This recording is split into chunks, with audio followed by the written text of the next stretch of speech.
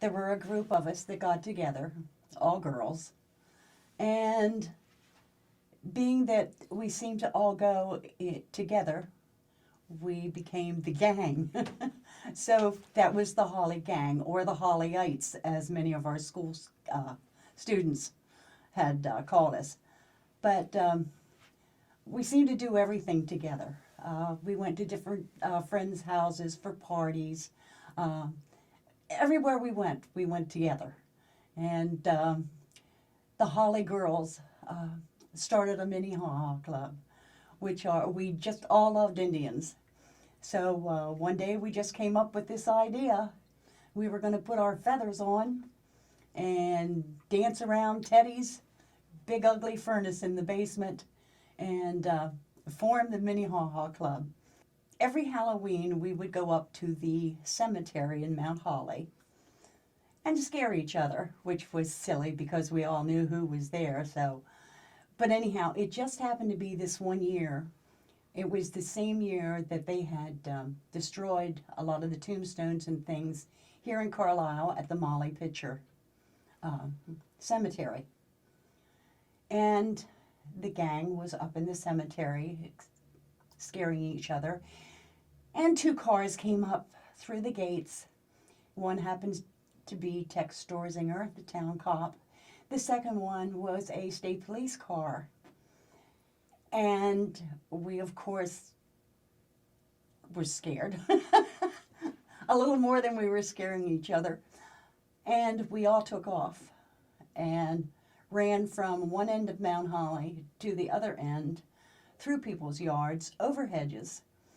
And Lois Meals, one of the girls, lost a scarf somewhere in town. The next day, they came into the drugstore, and we were all in there and talking about the night before. And Tex Storzinger, town cop, comes in the door and he says, "Oh, I just found this scarf laying outside the door here. Did anyone lose this?" We, of course, knew where that scarf came from, and we knew that Tex was trying to get us, and we said, "It doesn't belong to any of us." So that was just one of our things. And I think eventually, I think we did tell Tex, but not for a while. Now, your gang also did a lot of good for the town, and you helped with the firemen's fair quite often. Right, that was a lot of fun also. It would start out in the morning. They would take the fire trucks out of the firehouse, and the young girls would start husking corn, which was donated by all the farmers out around Mount Holly. So we would husk corn. Later on, if you were good with the knife, and they could tell that real quick, you were allowed to cut the corn off the cob and then get that ready for the ladies then to make the soup, the chicken corn soup, which was the big thing at the fair. And then also in the afternoons, we would go out to the neighbors and all around Mount Holly, out in the country. I don't know how many miles we went, but collecting cakes and pies, and would bring them back then for the desserts and also for the cakewalks. So yeah, we just helped in any way we can. And the big thing, of course, was I think the nickel pitch it was called. And I don't know if they still have them at all, but you'd go home with maybe a glass and an ashtray and nobody smoked. But you got that at the nickel pitch. But that was also a fun time for us all. Doc Snyder's drugstore was just it was the meeting place for everybody in Mount Holly, I believe. I think I was one of the original soda jerks. And everybody came in to see Doc Snyder. I remember the older gentlemen in town would do their daily walks. And they'd come up to the drugstore for the news. And I don't know if it was from the newspaper or if it was the news from Doc Snyder. But Doc had his booth, and everybody seemed to congregate to his booth. And then, of course, all the kids would come in for their nickel Coke. And we would decide then what we were going to do for the week or what we were going to do that day. So it was a place of congregation, and then you had the kids that would come in, and they'd put their little hands out, you know, with the little pennies in, and they'd say, "How many pieces of penny candy can I get with this?" So you'd get the little brown bags out, and then they'd get down on the floor and look through the glass, and they'd say, "Now, can I get this?" And of course, everything was a penny. Some of the candies, though, you could get 2 or 3 pieces for a penny.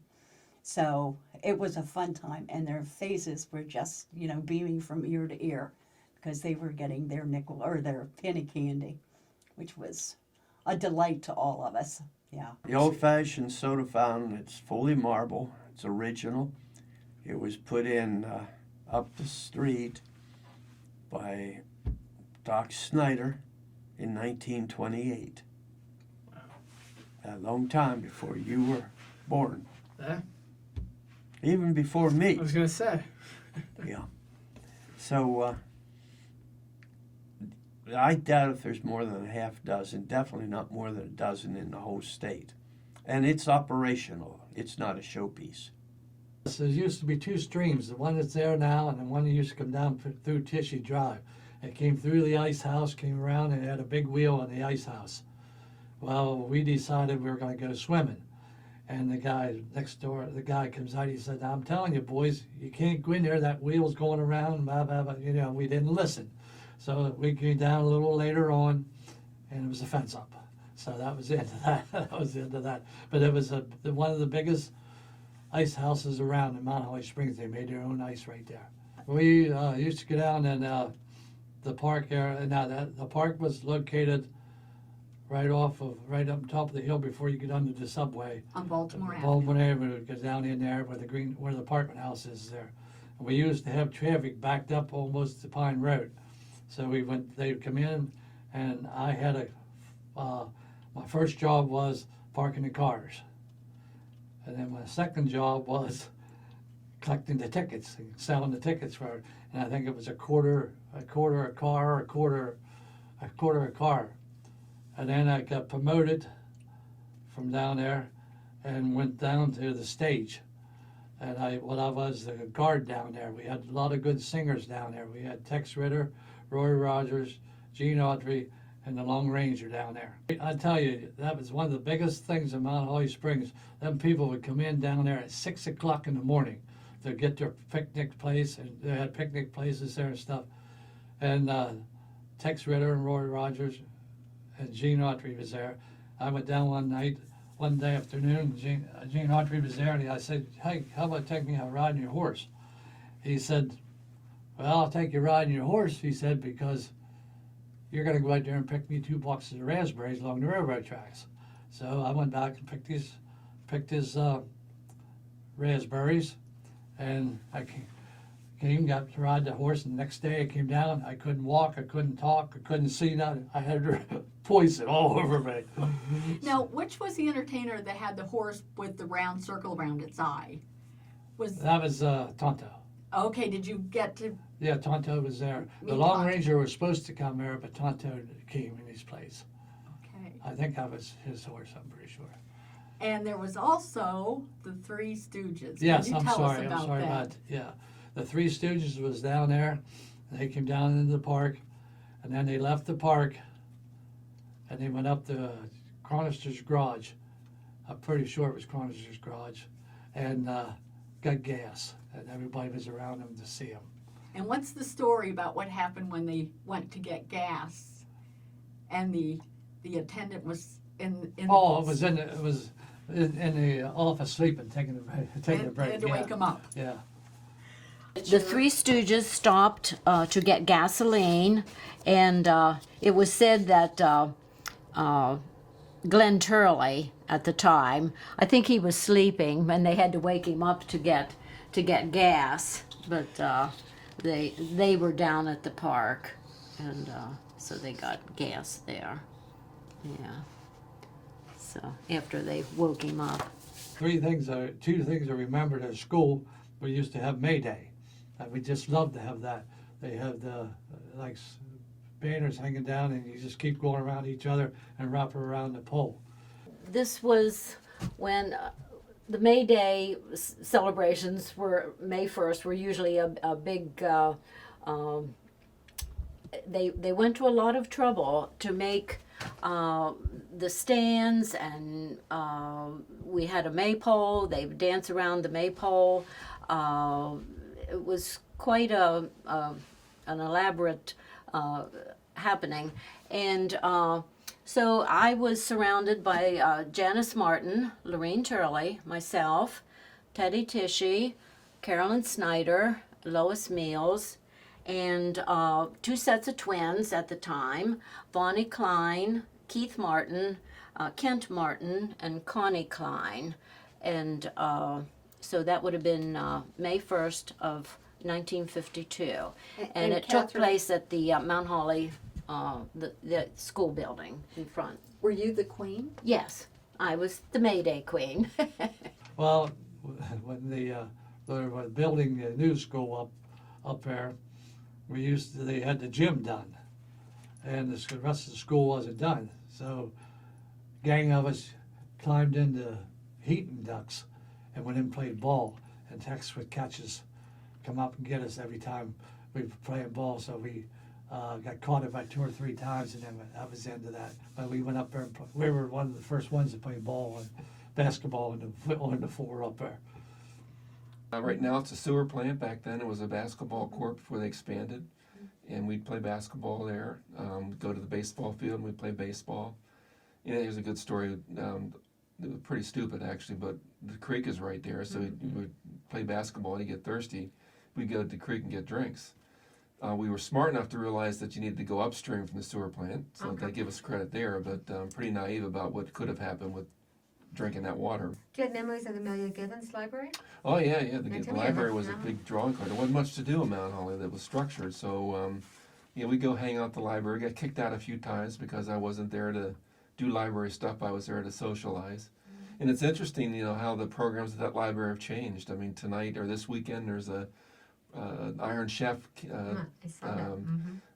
thing where kids are cooking, and there's the competition. Well, back then when I was there, was the traditional library. You go, you can't talk, you get a book, and you get out. But we like to hang out there, and we were asked to leave a few times. And that library in Mount Holly is a treasure. If you haven't been in it, you need to visit it. All right. Anyone else too. First time I walked in, I just stood there in awe. I had never seen any woodwork like that. Around 1990, I needed a cool place. It was in the summertime. I had my young son with me, and I needed to kill some time in the Mount Holly area. I was looking for air conditioning someplace, and I thought, I'll just take him in here and we can find some children's books I can read.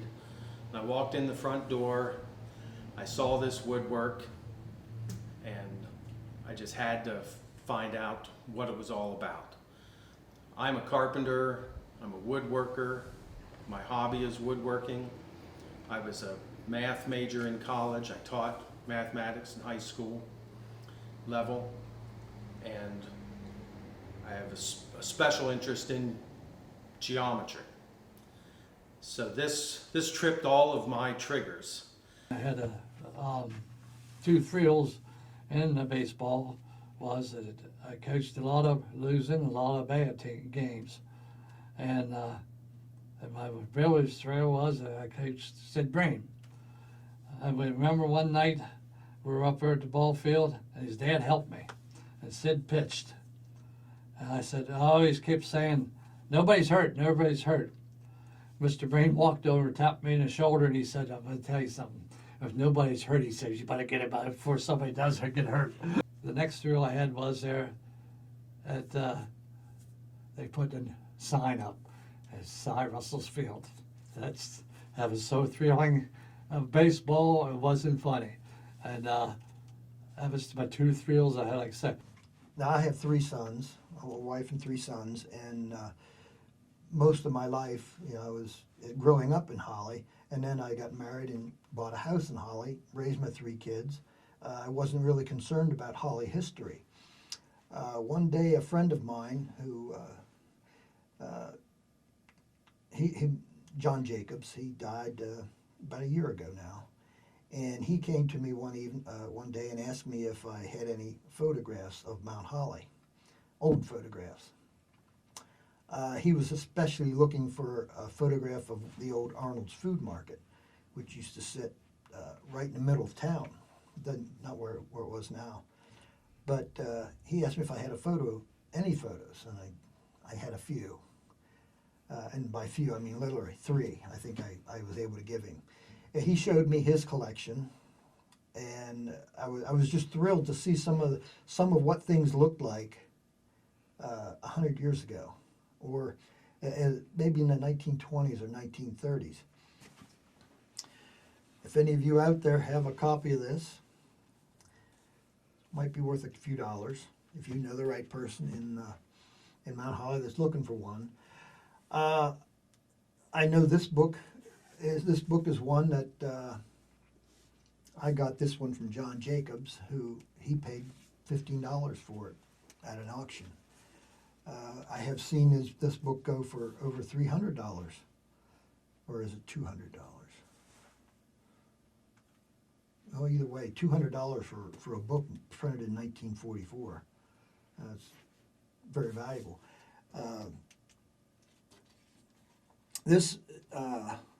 It deals with a lot of the history up until 1944. It chronicles a lot of the Holly residents who served in the war in the various branches, who possibly at the time of printing were still in the war. It also mentions a lot of the buildings. It mentions the houses of significance. A lot of the history that I've learned has come from this book. Lastly, Bob, could you tell us what you intend to do with your collection? I would like to. I want to make them available to everyone to view. I know if people seeing this realize that all of my photos are going to be available to view at the Holly Library. I became fire chief in 1966. One of the first things I can remember when I took my week's vacation, I was working at the time at Call Auto Parts. I took my week's vacation the first morning at 6 o'clock. I had a knock on the door. A fellow came to my door and said my wife became missing. And we started a search. We started a search for her. She was from Dickinson Township, and many people remembers the search of that. It went for weeks and weeks.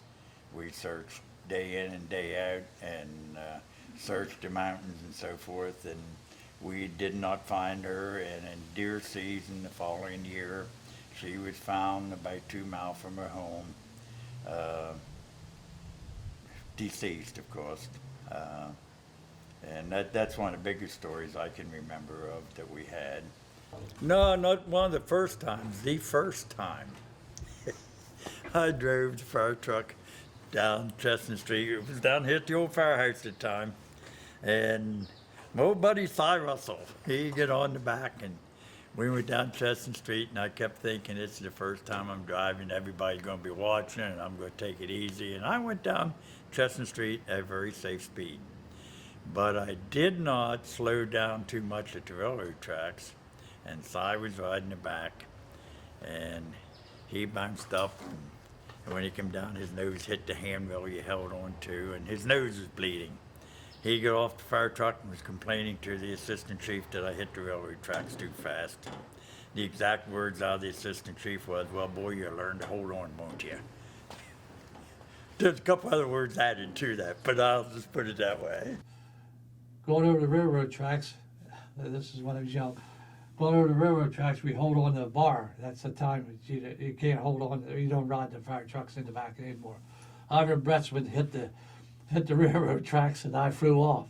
We went up to the fire, and Ivan said, "Where's Cy at?"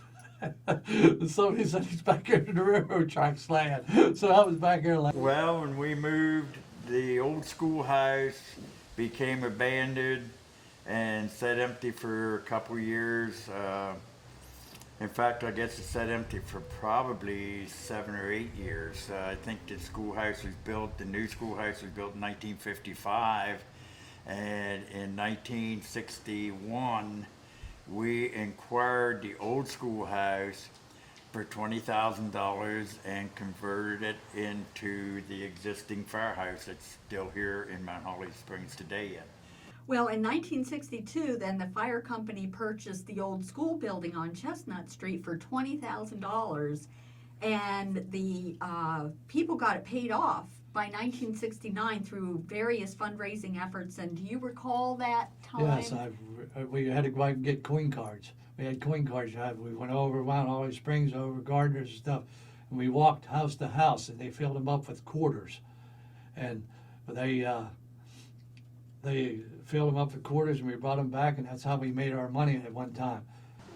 The biggest things then came along in 1970. We had the major flood that hit Mount Holly Springs. That one, I don't know what to say about it, except that we had 6 or 8 inches of rain on a Thursday evening. It just flooded out everything in Mount Holly, and it also washed the creek bank away behind the food market down here and on downstream. Behind Butler Street, it washed the banks away, and it just flooded Mount Holly Springs fiercely. It was probably the worst flood. We can talk about the hurricane floods of Agnes and what was the other? Agnes and there was 2 hurricanes, 72 and 75. But they was nothing compared to the 1970 flood. So when the underpass flooded, what did you have to do to remedy the situation? Did you just have to wait for it to? No, we actually pumped solids and so on for weeks. And I just asked the boys at the firehouse the other day if they can remember, and I'm not sure. The fair's coming up here in Mount Holly now, and I think if I remember right, that was on July the 13th that the flood hit, and our fair was a month later, and I think, if I can remember exactly, I think we canceled the fair that year because the guys were so tired.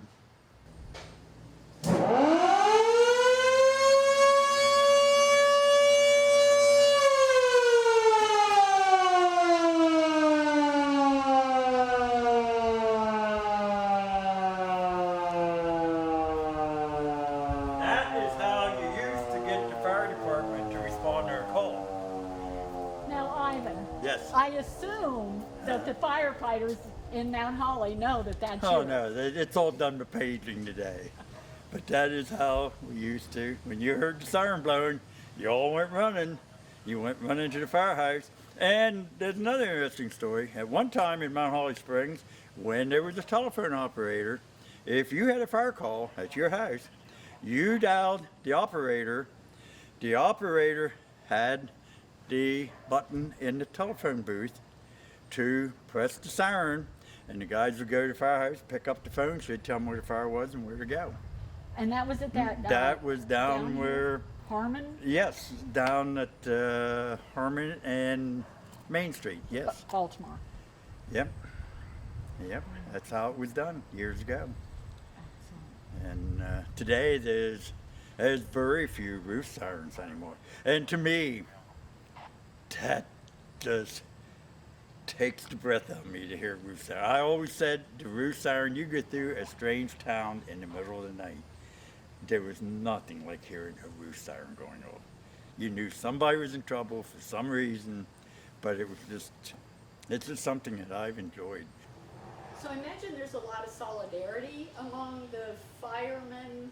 So you have to watch out for each other, and I'm sure you form a lot of friendships. Oh yeah, it's a brotherhood without a doubt. The brotherhood is, even though the number of volunteers that you have today, there's many a thing that goes to the dwindling number of volunteers, but once you're a fireman, you're always a fireman. It's kind of like the Marine Corps will always tell you, and Never let anybody behind. and firefighters I mean, the brotherhood is very strong. It's, you come down to the carnival, you're gonna see guys that you haven't seen walk into the door of the firehouse all year long, but they'll be down there to maybe make a pizza or help run a nickel pitch or something like that, you know, to do their part, because that's, at their ages, you know, that's what they can do. It was a special time. I got to know just about everyone. You could walk down Baltimore Avenue, down Chestnut Street, and you knew everybody. And everybody talked to everybody. You know, the older people loved to talk to us, and we loved to talk to the older people. It was just such a special time. I don't think nowadays, I don't know, I might be wrong, but I don't know if the young kids get to do that. You were respected by the older people. And It was a good place. It was a good place. The people was wonderful in Mount Holly Springs. They came and helped our family and stuff, and it was a struggle. My mother kept us, and she raised us at $54 a month. It's always fun, you know, great to share things about Mount Holly. It defines who I am, and I'm very proud to be from Mount Holly, and that's, I had an opportunity. I was lucky.